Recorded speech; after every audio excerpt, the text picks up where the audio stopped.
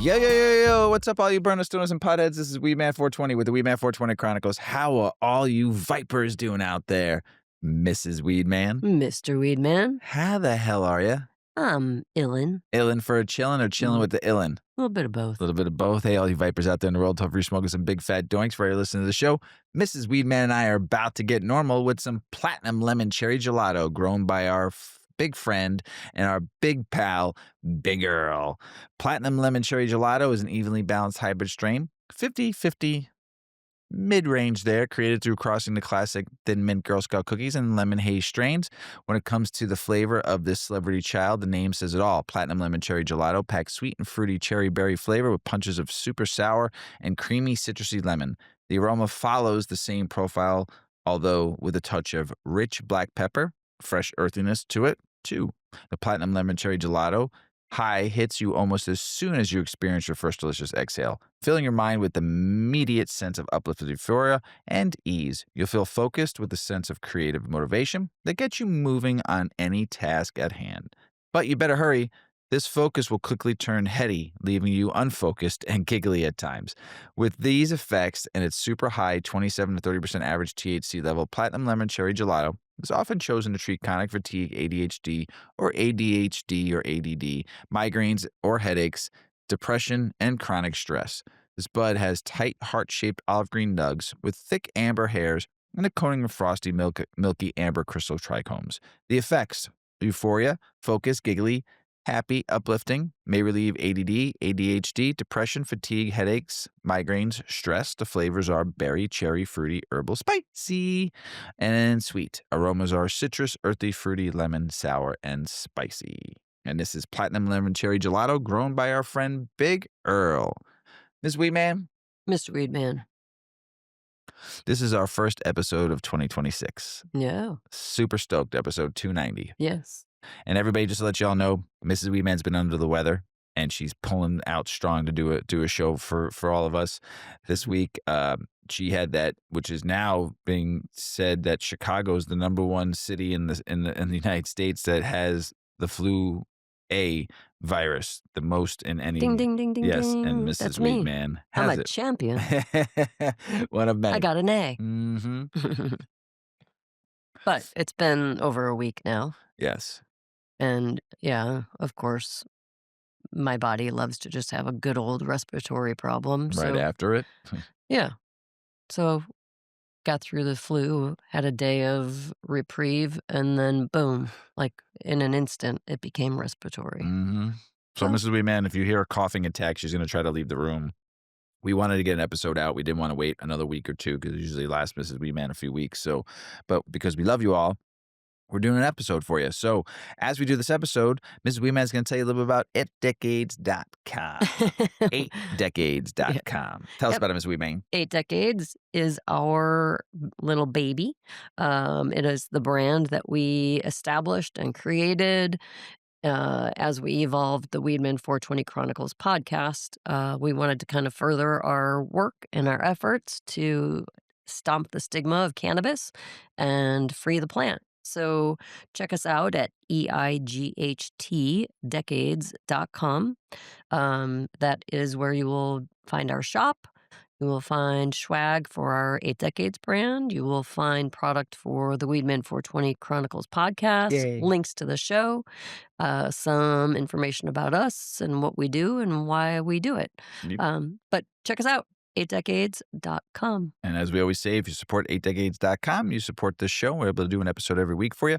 Also, check out all of our partners here in Illinois that also, all the dispensaries that carry our brands in their store too. If you want to feel, touch, look, buy, purchase, you can go to the dispensaries too. So check it out, 8decades.com, everybody. Remember when you were a kid and we learned about tongue twisters?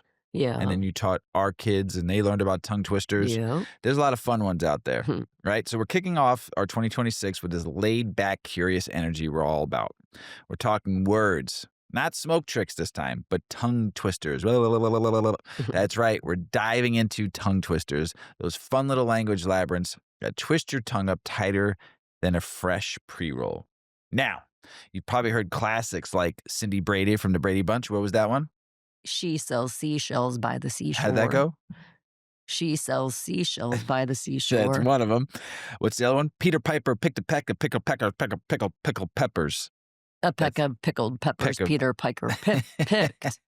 If Peter Piper picked a peck of pickled peppers, where's the peck of pickled peppers Peter Piper picked? There it is right there, the tongue Lost it. twister. I lost. It's all fun and games as we sesh right now. We're going to have some fun with this. But according to the language of science, there's one phrase that took the crown this year in English, and they're saying it's the hardest. And no, it ain't no as long as some of the monster lines in the short, weird, and ridiculous, tricky realm of tongue twisters. But here's the one that they said was one of the hardest this year in the English language. Pad kid poured curd pulled cod. Can you say that 5 times real I've fast? never heard this. Me either. Say that 5 times real fast on the next hit as we met. It might make you choke at the same time. So let's say, ready? Pad kid poured curd pulled cod. Pad kid poured pulled kid cod? What is anything? Well, it's not even a Pad sentence. kid poured curd Where is pulled this? cod. PADKID POURED CURD pulled No, cod. no. Well, I can't find it on the article. Where is it? Number what? It's there. It's in the article. You got to read it. Ready? Pad kid curd pulled cod. Are you really getting it right? I don't know. I can't challenge. I can't even. I gotta find it. So tongue twisters aren't just goofy games. They've been around for ages and sharpen pronunciations and articulation, except for that one I just said. Whether it's kids playing word games, actors warming up before the take, or people just trying to see who's the slickest talker in the room, these phrases train the vocal muscles and give your speech a workout. So next time you're chilling around the circle, spark up a joint and throw down the tongue twister challenge. Watch jaws and tongues get their tangled up and have some laughs about it. So let's talk about a couple. Let's do a couple other I got ones. one. Okay, you got one? This one, yeah. Okay.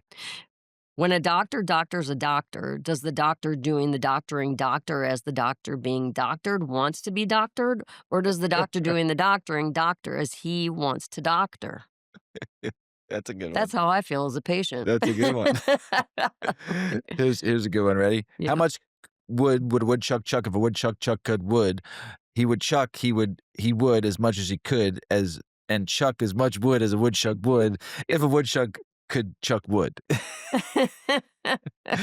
Here's another one. Ready? Fuzzy Wuzzy was a bear. Fuzzy Wuzzy had no hair. Fuzzy Wuzzy wasn't very fuzzy, was he? No, but here's the one that I was taught as a kid that my uncle taught me. You have to say this 3 times. I don't know anybody that's ever gotten this one. Ever. Say it 3 times. By the second or third time, you will not get this right. You ready? You got to say toy boat. Oh, Jesus. 3 times really fast. Ready? Do it. Toy boat, toy boat, toy boat. Say it fast. Toy boat, toy boat, toy boat. It's pretty good. Toy boat, toy boat. You ready? Always. You ready?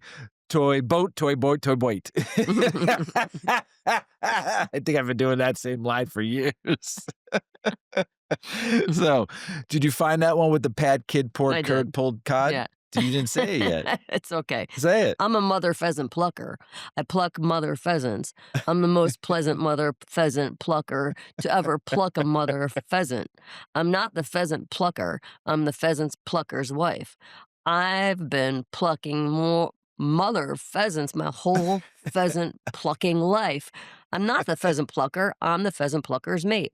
I'm only plucking pheasants because the pheasant plucker's late. Oh, Never heard that one pretty before. good though for the first timer. Try to say that fast. I will not. No. I barely can say how much could a woodchuck chuck if woodchuck chuck wood. I mean, could chuck wood. Chuck wood or woodchuck? Chuck wood. I don't know. Birdie in the sky laid a turdy in my eye. If cows could fly, I'd have a cow pie in my eye. I would say something, but I might get slapped, so I'll wait for another time You to say just it. stop right I'll there. stop right there. So tongue twisters, everybody. Have some fun with them. As you're in the car driving, listening to the show, you're going to be saying this stuff in your head. Or if you're at home listening to the show and you're stoned, you're going to be listening going, those mother effers, man. I cannot believe they made me do these tongue twisters while I'm listening and being stoned. You can thank us later. Yes. 2026 is in effect. It's January 6th, 2026. It's 6 days in. Hopefully you're enjoying the new year so far, hopefully your first 6 days. Listen, we talked about in the last episode setting some goals, setting some boundaries, doing some things different in life. Here's what I'm gonna tell you. Most people fail their goals within the first 24 hours. I know I did last year. I screwed up. I was supposed to wake up at 8 before 8 o'clock in the morning. I woke up at 8:05. It happens. Oh, Don't get frustrated. They're goals. Here's what you wanna do. You just wanna go live some life. Have some fun. Enjoy it. Put some goals on paper. Write them down. You accomplish them, great. You don't, there's always next year. Just do things that are best for you. So live some fucking life and have some fun. As Mr. Weedman always says. Right, Mr. Weedman? that's right. You ready to get this show started? I'm ready. Acute effects on cannabis and on core and co-occurring features associated with autism spectrum disorder in adults. All right, so this piece comes from Scientific Reports, an open access journal published by Nature, and dives into something we don't hear talked about enough: the acute effects of cannabis on adults with autism spectrum disorder. The study is titled Acute Effects of Cannabis on Core and Co-occurring Features Associated with Autism Spectrum Disorder in Adults, and it looks at real world cannabis use, not lab rats or theory. Researchers analyzed self reported data from autistic adults tracking their cannabis sessions, focusing on how symptoms like sensory sensitivity, repetitive behaviors, mental control, and anxiety change before and after use. This one's heavy on science, but super relevant to the cannabis conversation. So let's break it down. First up, the researchers wanted to understand how cannabis affects people on the autism spectrum, especially right after use. That's the acute effects part. They pointed out that the autism is super complex, with things like sensory sensitivity, repetitive behavior, trouble with mental control, and negative emotions all wrapped up together. There aren't a ton of good pharmaceutical options out there yet, and many folks in the autism community already use cannabis to help manage these symptoms. So the study looked at real cannabis users and how they felt before and after they used cannabis. Here's how they did it. Researchers pulled anonymized data from Strain Print, an app where people track their cannabis sessions and rate how different symptoms feel before and after using. They focused on 111 adults, ages 19 to 70, self-identified as autistic and using inhaled cannabis, smoking or vaping. They looked at changes in 4 big symptoms clusters: sensitivity, repetitive behaviors, mental control, and negative effect. That means anxiety, irritability, and emotional stuff. Now for the real juice. What they found: across the board, symptom severity ratings dropped a lot after cannabis use. About 73% total reduction in severity from before to after cannabis. That's big. Let's break it down. Sensory stuff went down roughly 68%. Repetitive behaviors dropped around 70%. Problems with mental control went down around 69%. And negative feelings like anxiety, irritability, nearly 76% reduction. And get this: in 98% of the sessions, symptoms got better rather than stayed the same or got worse. Now, the authors didn't just leave it there. They looked at predictors like dose, age, and cannabinoid breakdowns, THC versus CBD. What they found was wild. Higher dose generally predicted bigger reductions in repetitive behaviors, mental control issues, and negative effects.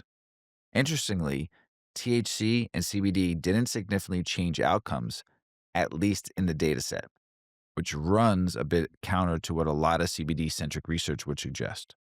Older adults showed more relief in sensory symptoms than younger ones, but it's not all about sunshine and rainbows, though. Over time, they noticed that baseline ratings of repetitive behaviors and negative effects actually increased across repeated cannabis use sessions, which might mean that people self medicating over time could see some of those symptoms get worse if you just look at the raw tracking data. It's a complicated picture. Are there real symptoms changes or change? And how folks tolerate or rate their symptoms over time? That's still up in the air. And of course, the research throws out the standard academic reminders. This wasn't a controlled clinical trial. It's real people in the real world, which is dope, but it also means we got to be cautious. There were no clinician verified diagnoses for everyone, and some folks might overrepresented because people who don't feel benefit just stop tracking. So, what's the takeaway? If we're talking acute cannabis effects on autism symptoms, there's real evidence here that many autistic adults report noticeable relief right after inhaling cannabis, especially at the higher dose. But it's also clear that this isn't a one size fits all therapeutic cure, and long term patterns raise more questions than answers. Real data with real talk. Pretty good stuff, you know? Yeah. Hopefully, they get some more real data, more research, as we always say, and they do some more in-house clinical trials where they can be monitored. Mm-hmm. I think that'd be great. And we know how autism is getting worse, right? It's not getting any better, It's more right? common. Yeah. More common than we Mm. were younger. I think what are they saying? One in every 10,000. No, it was one in every 10,000 back in the 70s. Now it's one in every 31 Mm-hmm. have autism, right? Or born with, They're on the spectrum. yeah, on the spectrum. It's crazy. Yeah. So, small studies finds microdoses of cannabis stalled cognitive decline in Alzheimer's patients. That's big news, Mrs. Weeman. Yeah. Tell us about it. As the world's population ages, the number of people living with dementia, such as Alzheimer's disease, increases. Given the lack of curative treatments and the limited effectiveness of available medications, interest in new therapeutic approaches is growing. Among them are cannabinoids from the cannabis plant. A small new Brazilian study published in the International Journal of Alzheimer's Disease investigated the effects of microdoses of cannabis extract on patients with mild Alzheimer's disease. The results found positive effects without the associated high of cannabis. The study, led by Professor Francisni Nascimento and colleagues at the Federal University of Latin American Integration, recruited 24 elderly patients aged 60 to 80, diagnosed with mild Alzheimer's. It evaluated the effects of daily use of an oil prepared from cannabis extract containing CBD and THC in similar proportions and extremely low concentrations. These subpsychoactive doses do not cause the high associated with recreational use of the plant. The extract used was donated by Abrace, Brazil's biggest patient association, and had no contribution from cannabis companies or other funding sources. Microdosing is a term usually associated with the recreational use of psychedelics. Given the size of the dose, it would be easy to question whether it would have any effect at all. Doses below 1 milligram of the cannabinoid compounds are not frequently reported in the literature of clinical practice. However, the researchers' decision to use microdosing did not come out of nowhere. In 2017, the group led by Andreas Zimmer and Andres Bilkai Gorzo had already demonstrated that very low doses of THC restored cognition in elderly mice, reversing gene expression patterns and brain synapse density in the hippocampus to levels similar to those of young animals. Subsequently, other studies in mice reinforced that the endocannabinoid system, which is important for neuroprotection and regulates normal brain activity, undergoes a natural decline during aging. Inspired by these findings, the group initially tested microdosing of cannabis extract in a single patient with Alzheimer's disease for 22 months. They found cognitive improvement, assessed using the ADAS-Cog scale, a set of tasks using things like word recall to test cognitive function. This triggered the decision to run a more robust clinical trial in human volunteers to verify the cognitive enhancement effects observed in the volunteer. The second study was a properly controlled, randomized, and double blinded clinical trial. What was found? Well, several clinical scales were used to objectively measure the impact of cannabis treatment. This time, the improvement was observed in the Mini Mental State Exam, or the MMSE scale, a widely used scale for assessing cognitive function in patients with dementia. It's a validated set of questions that are asked the patient with the aid of an accompanying person. After 24 weeks of treatment, the group receiving the cannabis extract showed stabilization in their scores, while the placebo group showed cognitive deterioration. The impact was modest but relevant. Patients using cannabis microdosing scored 2 to 3 points higher than their placebo counterparts. In patients with preserved or moderately impaired cognitive function, it may be unrealistic to expect major changes in just a few weeks. Cannabis extracts did not improve other non cognitive symptoms like depression, general health, or overall quality of life. On the other hand, there was no difference in adverse side effects. This was likely due to extremely low doses that were used.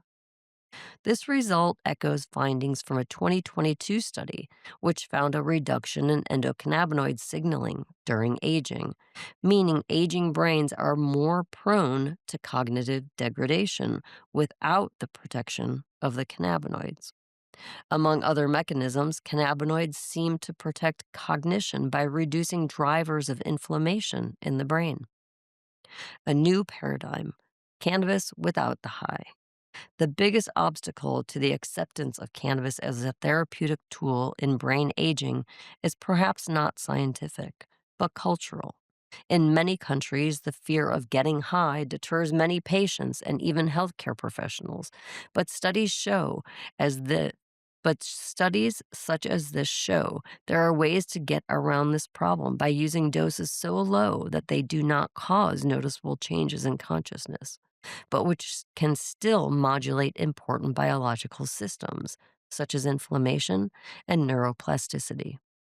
Microdoses of cannabis can escape the psychoactive zone and still deliver benefits.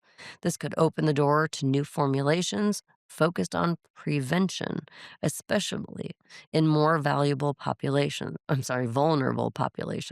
such as elderly people with mild cognitive impairment or a family history of dementia. So, what now? Despite its potential, the study also has important limitations. The sample size is small, and the effects were restricted to one dimension of the cognition scale. Still, the work represents an unprecedented step. It is the first clinical trial to successfully test the microdose approach in patients with Alzheimer's disease. It is a new way of looking at this plant in treatment of important diseases. To move forward, new studies with a larger number of patients, longer follow up times, and in combination with biological markers such as neuroimaging and inflammatory biomarkers will be necessary.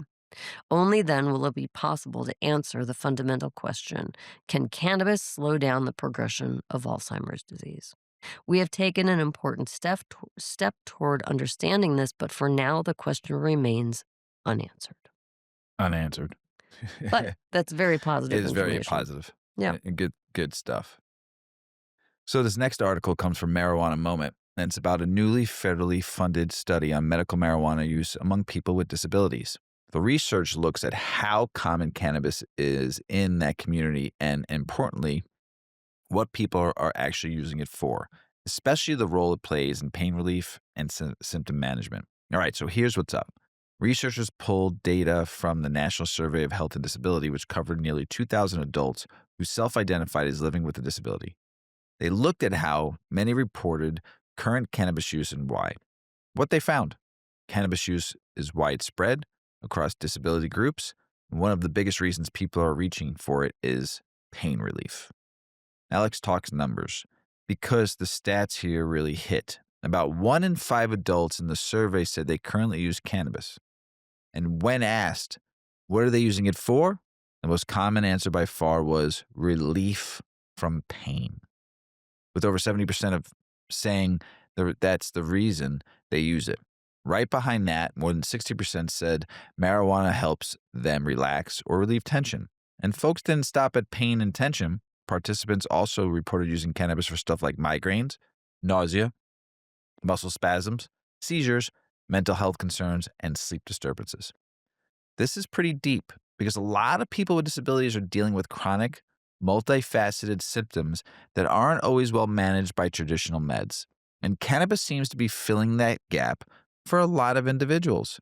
The study just didn't focus on one type of disability. It included limitations related to cognition, hearing, independent living, mobility, self care, and vision, showing that cannabis use spans a wide range of experiences. Now, before we go way too heavy into the celebratory smoke sesh, the researchers did throw a note of caution. This data is self reported, which means it's based on the participants said about their own usage and reasons. So there's room for interpretation. And it may not fully be representative of every demographic group in the US. Most folks in the survey were white, female, college educated, and relatively affluent, which could skew how we generalize these results. But even with those limits, this is one of the largest slices of evidence we've gotten showing how common and meaningful cannabis use is among people with disabilities. The study itself was funded by a grant from the National Institute of Disability, Independent Living and Rehabilitation Research, part of the National Institutes of Health. So we're not talking corporate hype here. We're talking federally backing for data that actually reflect real people's lives. So here's the takeaway, or what's the takeaway? For a lot of folks living with disabilities, medical marijuana isn't some fringe option. It's a prevalent part of their health toolkit, especially for dealing with pain and tension. And these are just anecdotal vibes.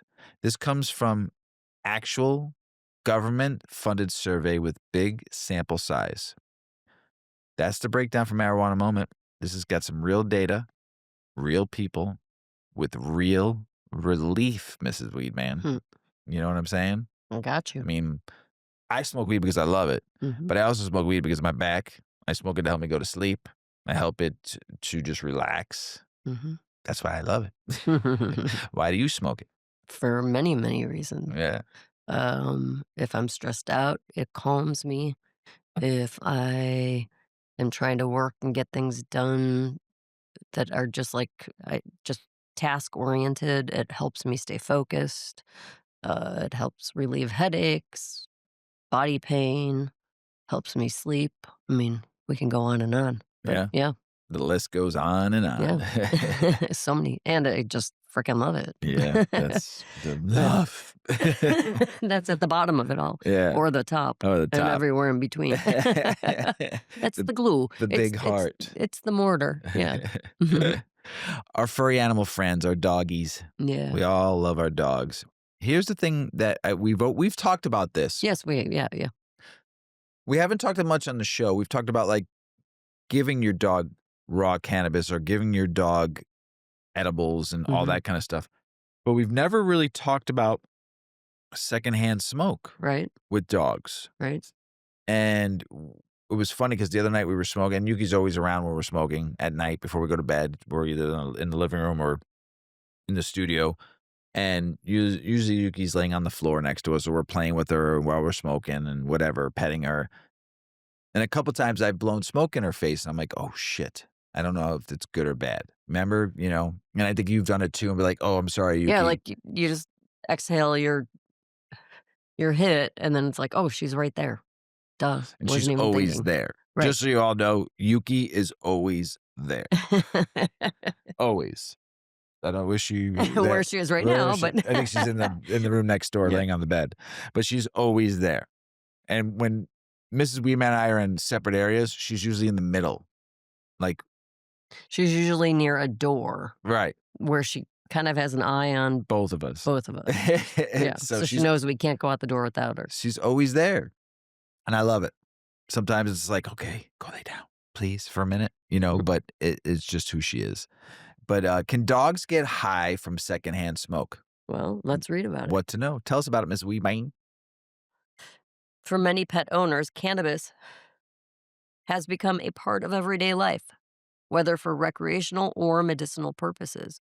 While most of us enjoy it responsibly, questions have emerged about how cannabis exposure might affect our furry companions.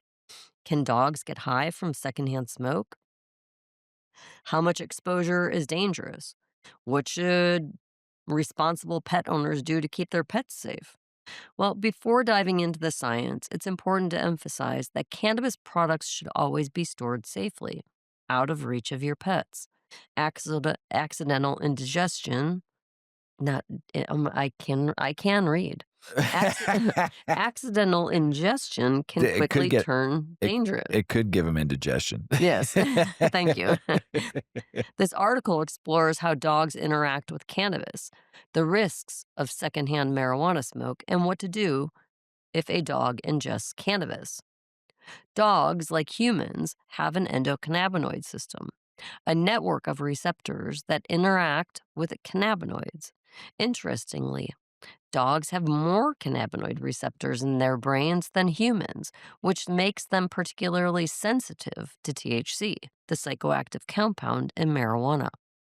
Some pet owners administer CBD, which is not overly psychoactive to most, and it will help with anxiety, arthritis, joint pain, or inflammation. While CBD is generally well tolerated in proper doses, THC is a different story.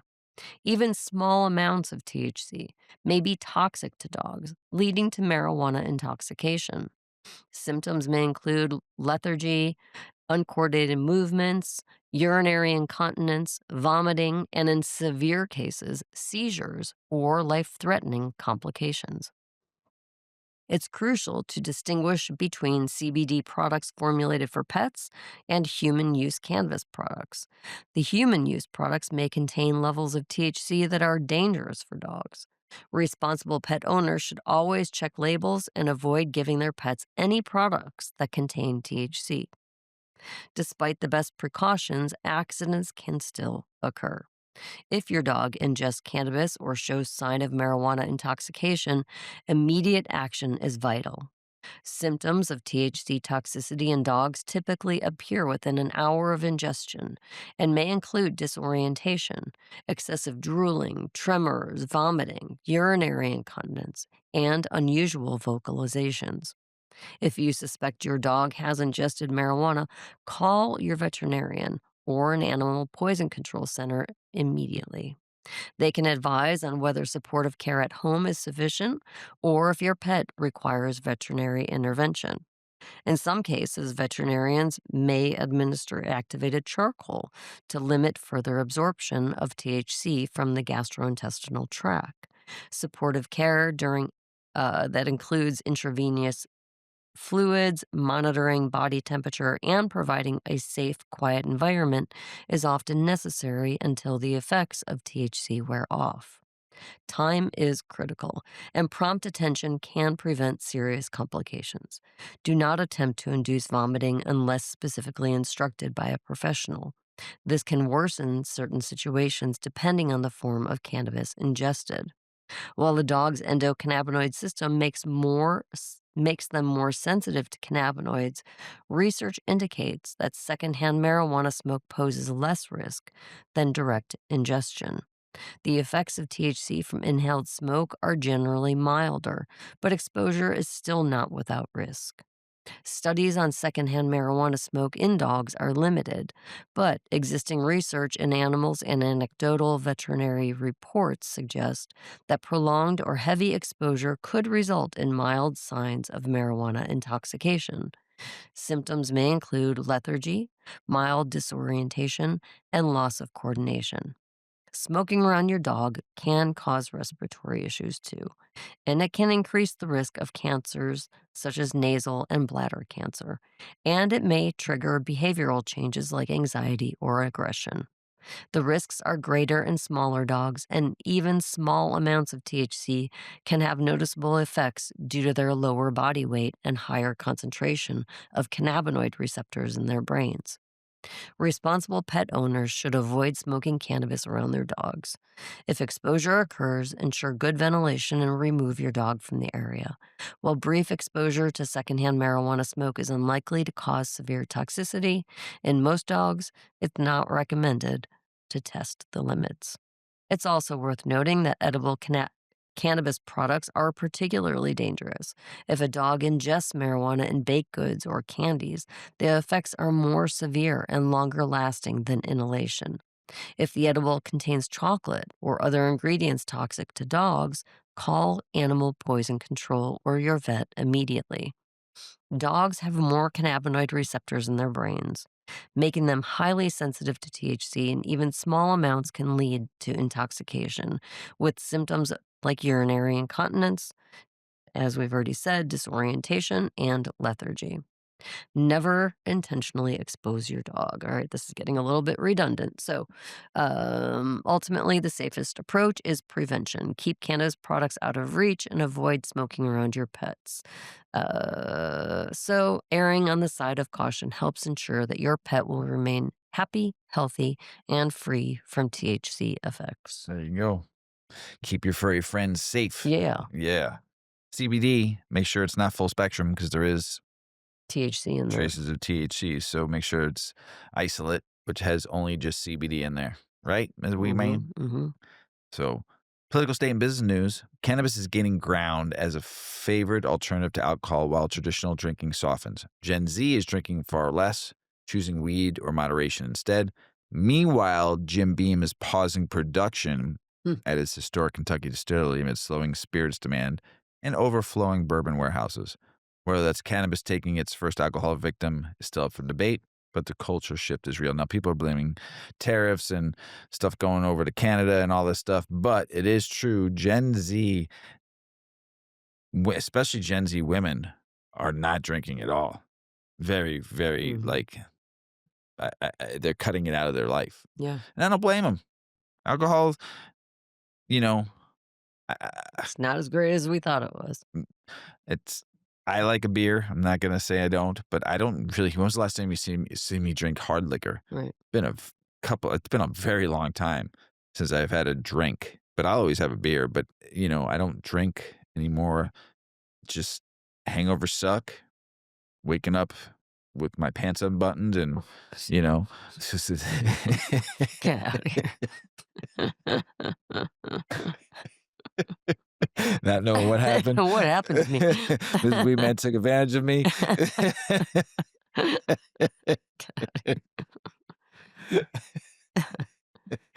Anyway, so yes, so it is alcohol is on the decline right now. For vets, cannabis support isn't about cameo coupons, it's about real access. Many companies flash patriotic marketing, but veterans struggle to afford medical evaluations and state fees, blocking access before discounts ever kick in. True support means covering doctor consults and renewal costs and partnering with nonprofits to actually get vets into medical programs, remove barriers, not just sell stickers. And this is for Veterans Day that's going to be coming up here soon, and how we use Veterans Day, and not just the cannabis industry. All industries use Veterans Day as a marketing tool for sales. Not right.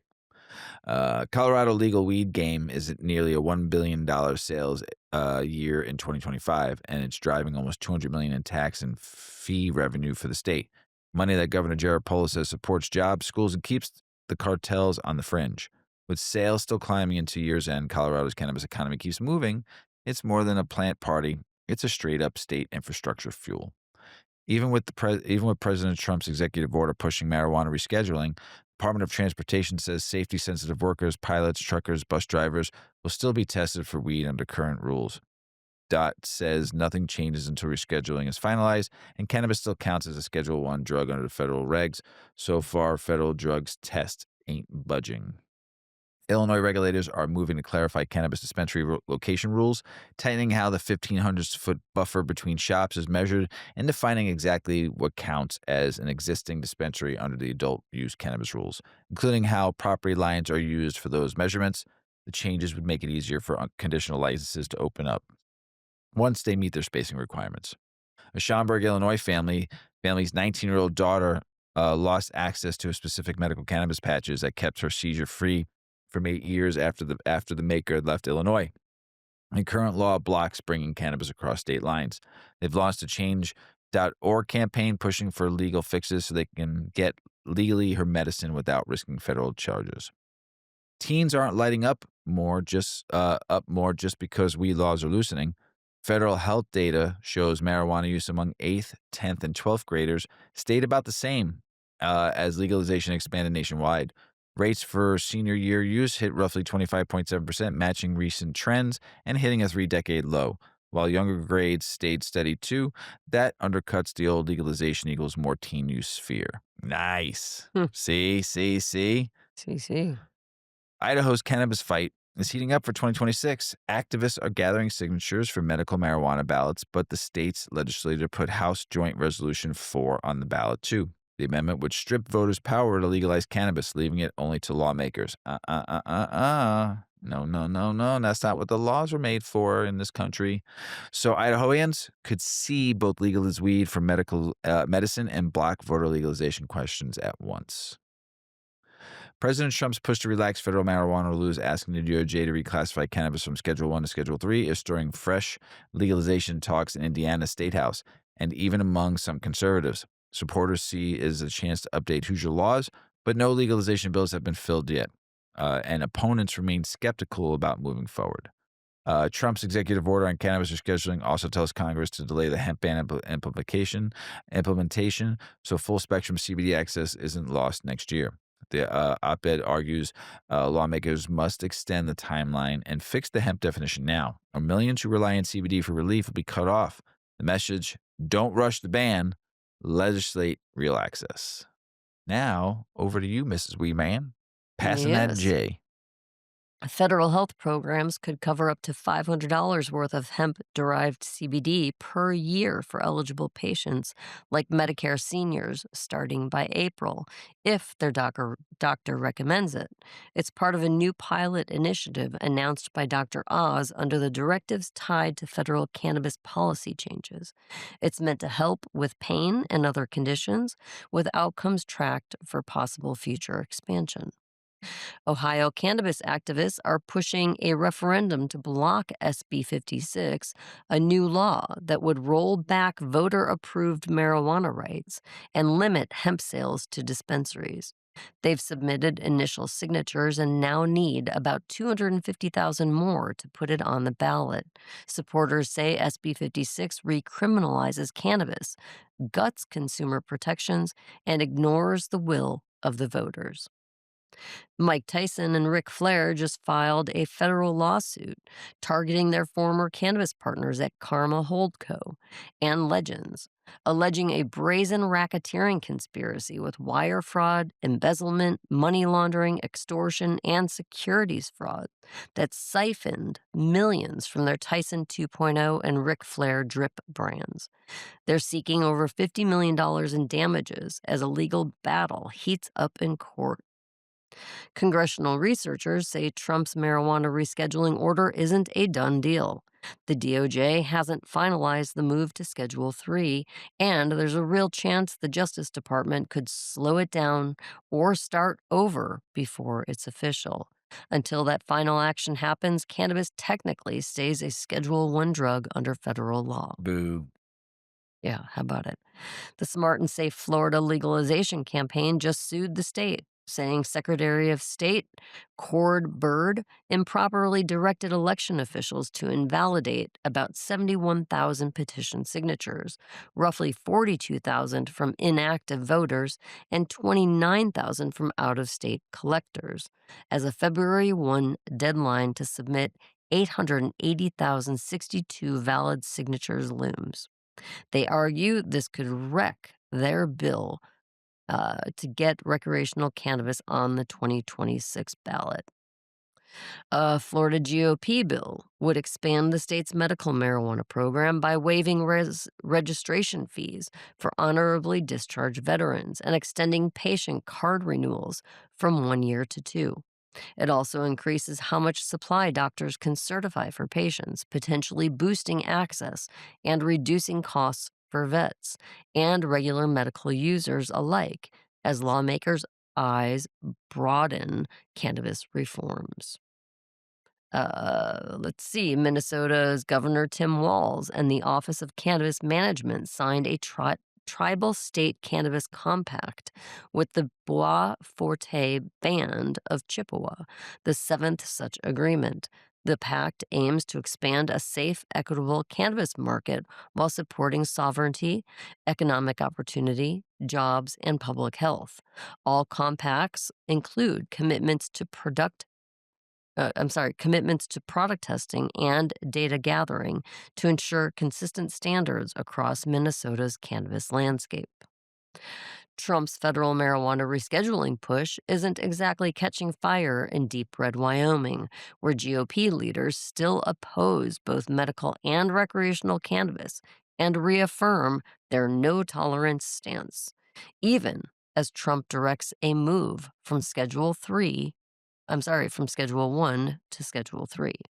Local MAGA figures say Wyoming has no appetite for weed reform. They're sticking to old school prohibition views. So stupid. So dumb.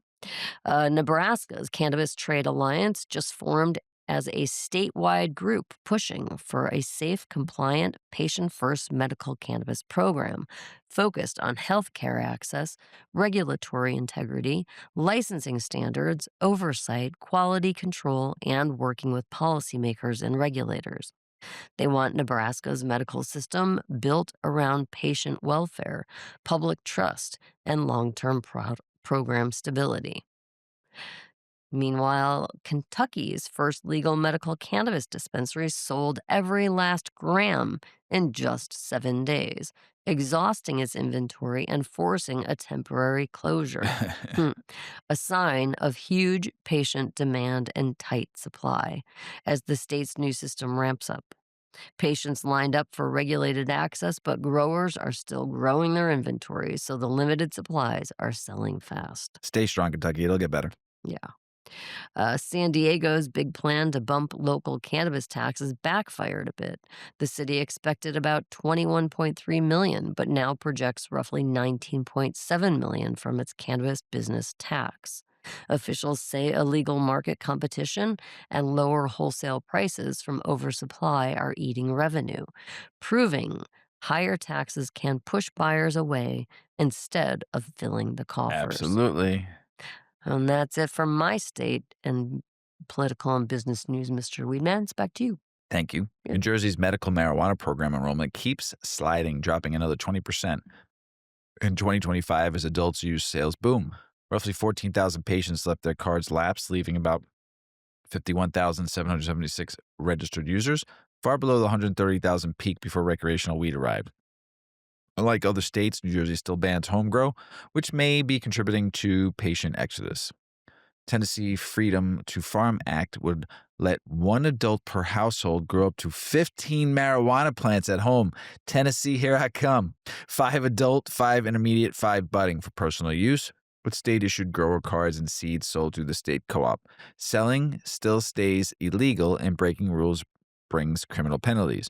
Representative Parkinson says it's boosts access and keeps the government out of personal business. Oh boy, I hope that happens for you, Tennessee, to where you just control it yourself. Get yourself a card, grow some plants, have some fun with your friends. Ooh, you will love it. Oklahoma's new medical marijuana law requires physicians to complete medical marijuana specific education registered with the OMMA before they can start issuing recommendations beginning January 1st, 2026. Docs must meet training standards, be in good standing, and can't be at a dispensary address to sign forms, all aimed at tightening oversight and professionalism in the program. Most marijuana consumers hate the idea of the federal hemp THC ban tucked into the spending bills that Trump signed last fall. A new poll shows 4 in 5 users oppose recriminalizing THC hemp products, even as rescheduled and CBD access orders move forward. That reflects widespread resistance to rolling back to full spectrum hemp and disconnect between policy writers and what consumers actually want. You vote these people in, they put this on the docket, you got to vote them out. Call your congressmen, call your congresswoman, call your state senators, call the federal senators, call them all. Write to the president. You have until November of 2026 to fix this bill. Fix it. And tell that doofus from fucking Kentucky, can't even Mitch McConnell, that he sucks. And that when you're writing the letter too, because it's all his fault. North Carolina's outdated marijuana laws won't stop Virginians buying legal weed once Virginia's adult use retail market launches. Folks will just drive across the border, leaving North Carolina with lost tax revenue, strained enforcement, and no regulatory control. This mismatch highlights that prohibition doesn't cut demand, and without coherent rules, black markets and inconsistent enforcement will keep thriving instead of sensible systems. Okay, North Carolina, haven't you watched these markets? I guess not, because if you look at all the states that don't have recreational or medical weed, they go to the state that's over to them. Look at the great state of Indiana. They either come to Illinois or they go to Michigan. Look at the people of Kentucky before it went medical. They would come to Illinois, they would go to Ohio, they would go to Michigan. Look at the people before, when Colorado was the only state around, every state around them was going to Colorado, right? If you look at Texas, they go to New Mexico, they go to Vegas, they go to where they can get their weed. Haven't you learned anything yet? All you states that don't allow cannabis? Oh, foolish ones. You will learn one day. The U.S. Supreme Court has set oral arguments for March 2nd in a major case over a federal ban that stops people who use marijuana from buying or possessing firearms, a law lower courts have already clashed over. The outcome could decide whether cannabis users' Second Amendment rights survive federal prohibition. New York's official are hyping the $2.5 billion in adult use cannabis sales since legalization, with the state also expanding licenses, boosting manufacturing, and growing social equity opportunities. They say that legal markets scaling up, tax revenue flowing, and more regulated businesses are opening, showing New York's rollout is gaining steam despite past rollout complaints and delays. I think last month another 37 dispensaries got licensed to open. Crazy, just growing fast. They want like 1,200 licenses in that state. So that'll be a $4 billion industry eventually if they don't fuck it up. Massachusetts weed prices are crashing to record lows with an average $14.20 per eighth as supply floods the market and retailers race to the bottom to compete. Hey, welcome to another state killing their cannabis sales for price compression. Love it. 4-year supply growth has pushed costs down to about 2/3, pleasing consumers but squeezing margins. Regulatories and shops are watching closely as the market finds its balance between surplus and demand. Despite Trump's executive order to speed up marijuana rescheduling, the DEA says the appeal process is still pending, with no briefing schedule set, dragging out delays nearly a year later. Opponents have even hired Bill Barr to try reversing it, and researchers note DOJ could restart the entire process. For now, federal rescheduling remains stalled. All right, everybody. Big news in the cannabis world. Big news in the cannabis world. I'm going to say it one more time.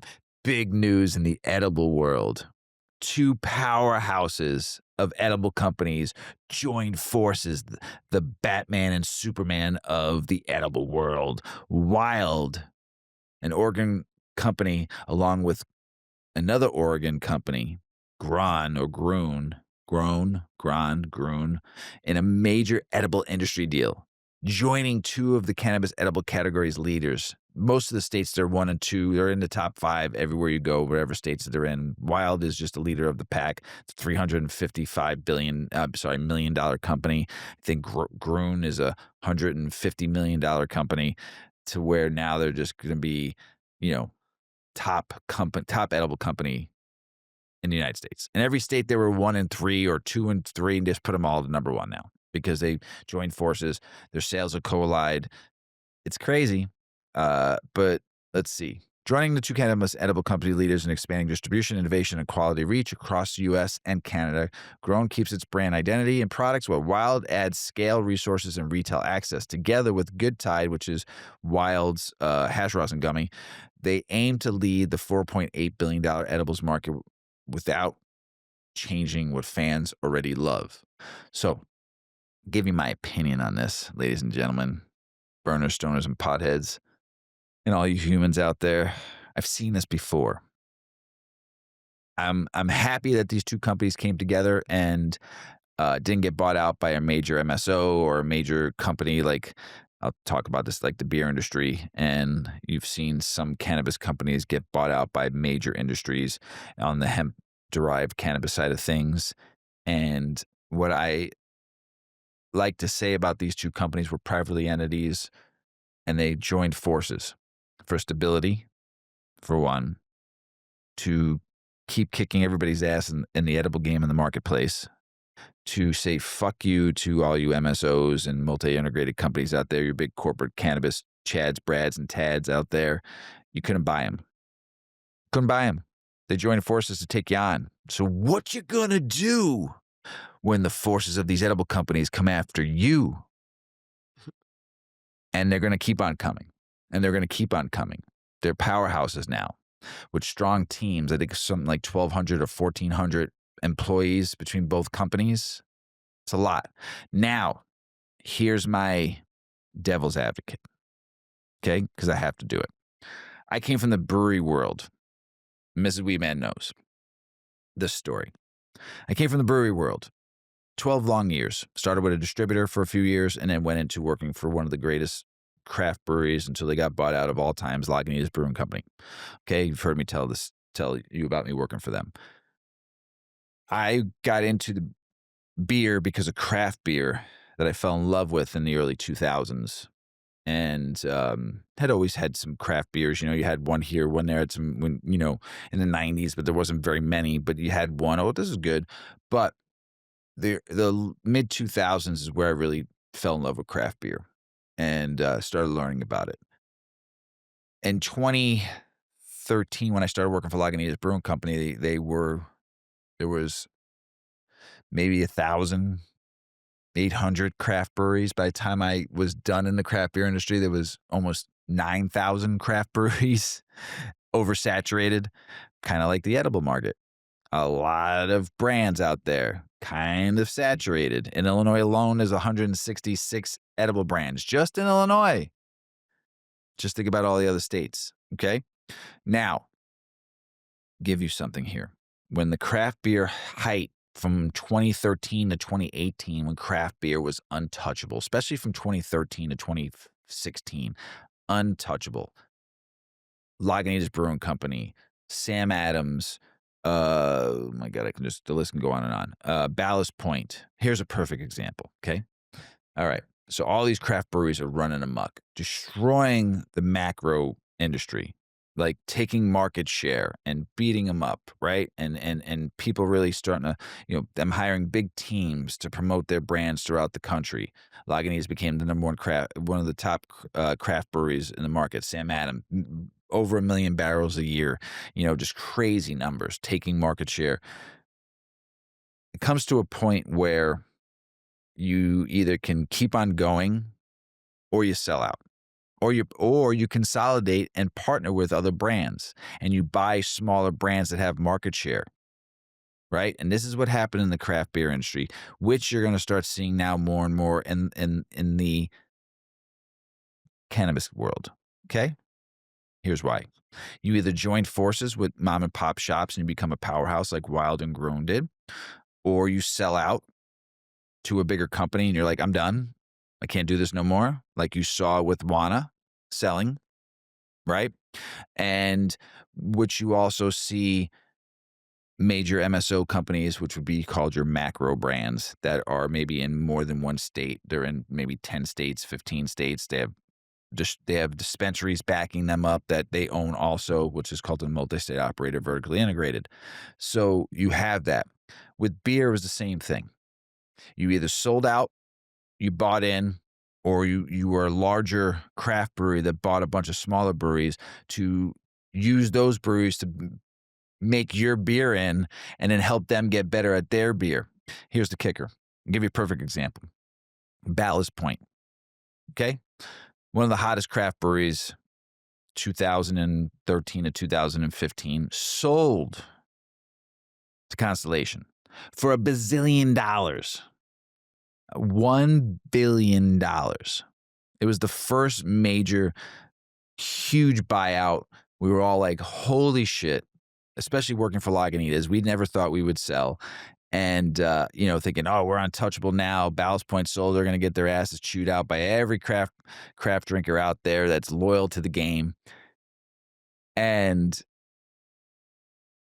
like 2 years later, they fell apart. Ballast Point fell apart. And they sold that brand back to the original owners for like $10 million. Now I'll give you another example. Highlight, right? Heyday, Lagunitas Brewing Company. Perfection. Everything about them. Not only because I worked for them, because they were just an amazing company. Okay. 2015, we get the word that they're selling to Heineken. Half of the company is being sold to Heineken for international distribution. Okay. We were like, okay, we were all pissed, but we were like, okay, we get it. They're going to help us with international, which we can't do. It's impossible to get your beers internationally. Heineken's a powerhouse in what 180 countries around the world. They have breweries all around the world. They bought breweries all around the world, so they know what they were doing. So we decided to join forces with a powerhouse like Heineken. 2017, they bought the whole company out for, let's just say, close to $1 billion. Okay. Here's the deal. Lagunitas fell apart 2 years, 3 years later. They're not the same brewery they were.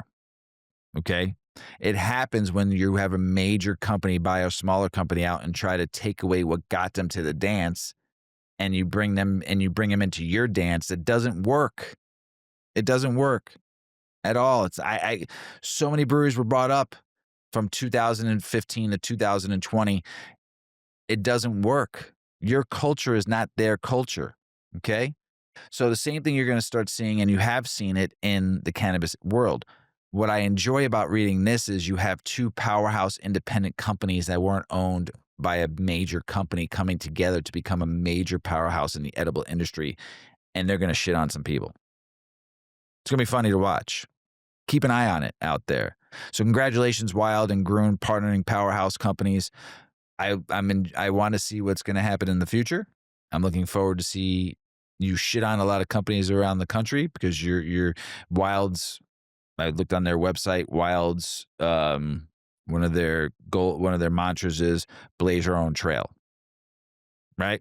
So bringing that with Gruen, which is a powerhouse, Mrs. Weedman, it's going to be very, very interesting to watch this. It is. In the upcoming years to come when they implement together and see what happens. Could be $1 billion company one time between both of them as the industry grows and as now they get in more states. Because if Wild's in a state, Grown's going to now get in there.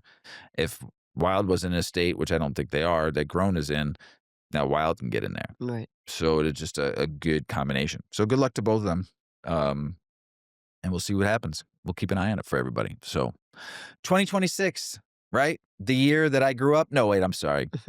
The year that cannabis supposedly is going to grow up. And what's next for cannabis in 2026? Yeah. Right? Tell us about it, Ms. Weedman. The U.S. cannabis industry enters the new year at a crossroads, shaped by federal policy debates, state level legislative reviews, and growing public acceptance of marijuana as both a consumer product and a medical treatment. The year ahead could bring some of the most consequential changes the industry has seen in decades. So, what is next for cannabis in 2026? At the center of the national conversation is whether marijuana will be rescheduled under federal law.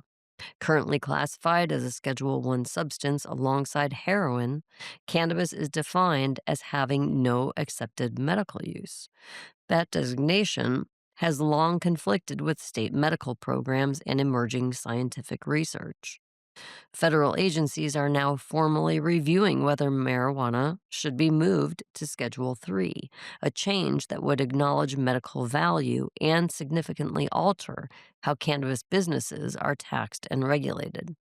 A rescheduling decision would not legalize marijuana nationwide, but it could ease restrictions on research, improve access to banking services, and remove a major tax burden faced by licensed operators. While momentum has grown, federal officials have not finalized a decision, making 2026 a critical year to watch for regulatory clarity. Another major issue unfolding for the year involves hemp derived THC beverages, which surged in popularity as alcohol alternatives. These drinks, often sold outside licensed cannabis dispensaries, exist in a gray area created by the 2018 Farm Bill. New federal and state proposals aim to redefine what qualifies as legal hemp, potentially restricting or eliminating intoxicating hemp products altogether. Some states are moving to regulate hemp drinks like alcohol, while others are considering outright bans. The outcome would reshape the beverage market, impact small hemp businesses, and determine whether THC drinks remain widely available or move exclusively into regulated cannabis systems. If federal rescheduling moves forward, it is expected to unlock greater medical research funding and streamline approval for clinical trials. For decades, cannabis research has lagged due to regulatory hurdles. Medical professionals and researchers are increasingly studying cannabis for its potential benefits in treating or alleviating symptoms related to chronic and neuropathic pain, cancer related nausea and appetite loss, epilepsy and seizure disorders, post traumatic stress disorder, multiple sclerosis, anxiety and sleep disorders, inflammatory and autoimmune conditions. And more funding could lead to standardized dosing, clearer safety guidelines, and wider acceptance within mainstream medicine. At the state level, cannabis remains a legislative priority for 2026. Several states are reviewing or carrying over bills related to legalization, medical expansion, or criminal justice reform.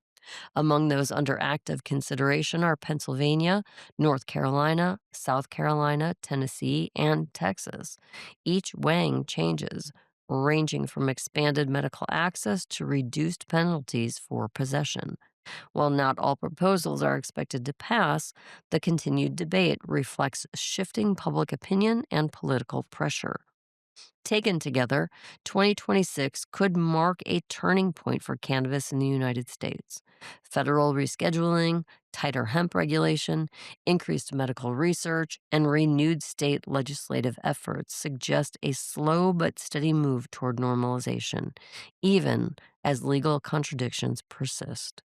For consumers, patients, and policymakers alike, the year ahead will help determine whether cannabis continues its gradual integration into American medicine, commerce, and culture, or remains caught between reform and restriction.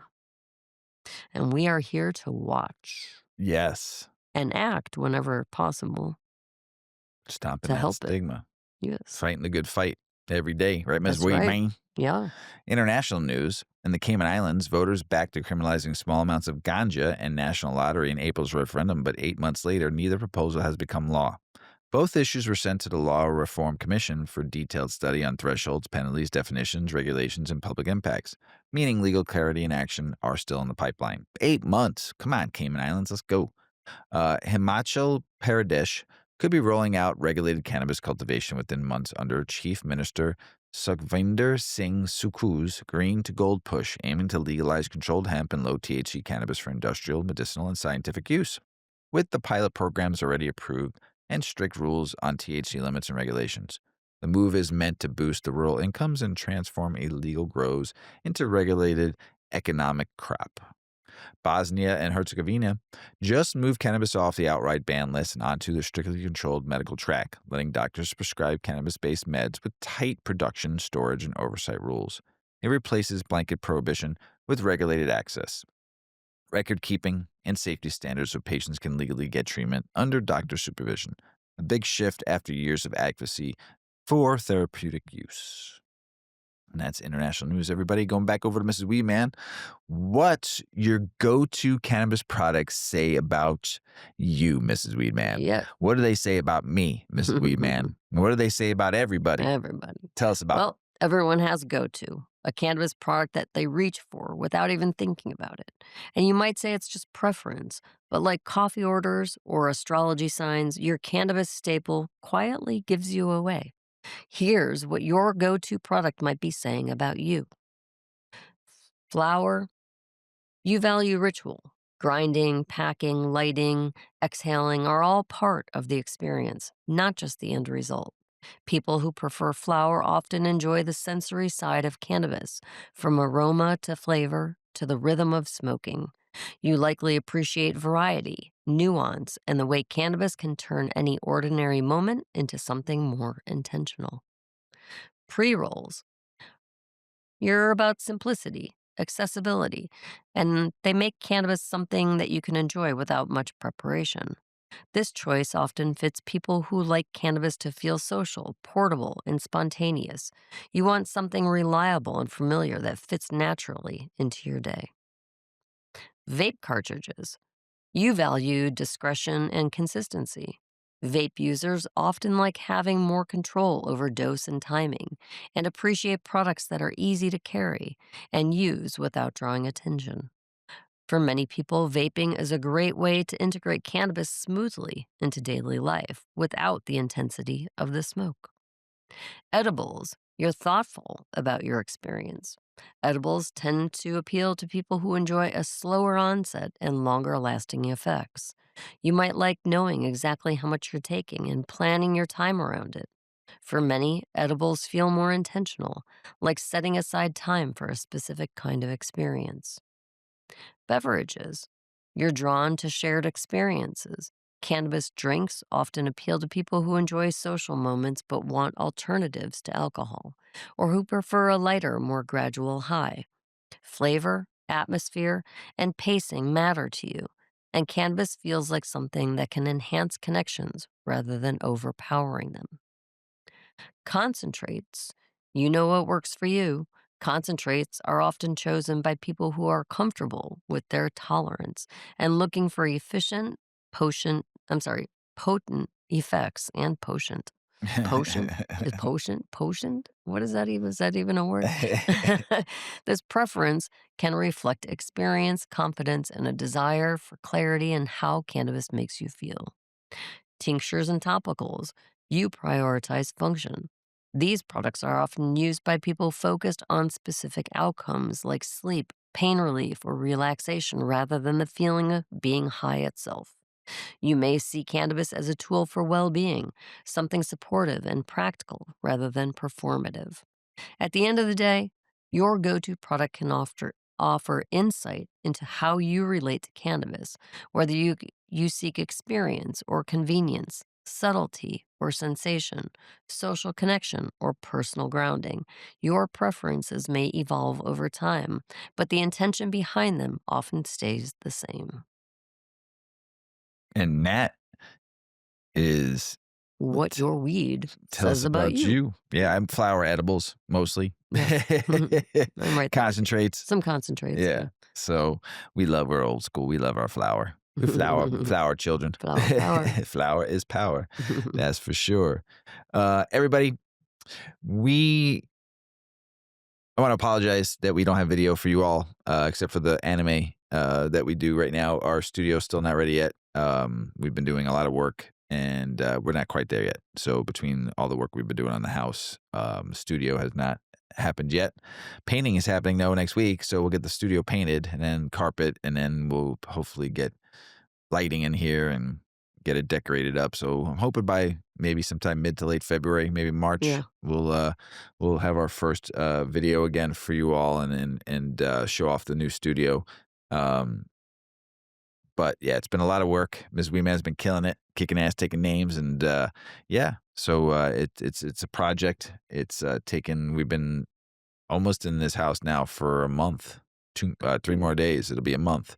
And Mrs. Weeman has gotten a lot of work with her bare hands, nitty gritting it down into the work ethic that she has to get where we're at right now in 3.5 weeks. So proud of you, Mrs. Weeman. Thanks, Mr. Weed Man. You're welcome. So, You've been doing some shit too. oh yeah, Yeah, I know. But we're both you've working. been getting all the contractors and all the work that we can't do done. But yeah, it's coming along, everybody. Just in case you're wondering, but hopefully we'll have the studio here sometime, maybe March, maybe by our 300th episode. So maybe sooner. We'll see. We'll keep you all in the loop the next few weeks. Ms. Weedman, Mr. Weed Man, that's the end of the show. that is it. Got anything else to say before we go? Happy New Year, everybody. Hopefully, your 2026 is one of the best years yet. Yeah. I love it. I love it. Hey, everybody out there in the world. Thank you for listening. Thank you for sticking with us now going into 2026. We appreciate you all. Once again, as I always say, we need some peace. We need some love. We need some kindness out there. Go get to living or get to dying. And as Paulie always says, smoke smart. Puff, puff, and away. Puff, puff, pass. Check out our cannabis lifestyle brand online at 8decades.com. Our custom smokes and accessories are perfect for your coffee table, bedroom nightstand, or kitchen counter. They're designed for you to show them off. The Canna community is also loving our hemp and cotton blend t-shirts, sweatshirts, scarves, and hats, finished off with our 8 Decades logo. We've got some awesome, long-lasting goods that will be your favorite for years to come. 8 decades, because a ninth decade of cannabis prohibition isn't acceptable.